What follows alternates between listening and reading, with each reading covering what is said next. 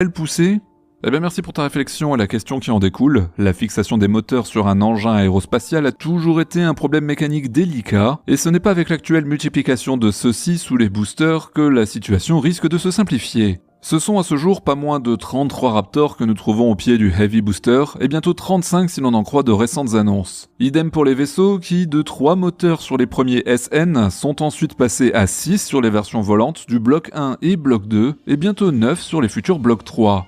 Cette profusion de moteurs est assez nouvelle si on la compare avec la génération plus ancienne de lanceurs lourds. L'historique fusée Saturn V, qui a longtemps tenu le flambeau de la fusée la plus puissante du monde, ne possédait que 5 moteurs F1 sur son premier étage. Ceux-ci fonctionnaient au kérosène et à l'oxygène liquide et possédaient une très forte poussée unitaire, plus de 750 tonnes, permettant ainsi de soulever la lourde fusée géante de son pas de tir. C'était par contre une stratégie différente à l'époque pour la fusée lunaire soviétique M1 dont le premier étage possédait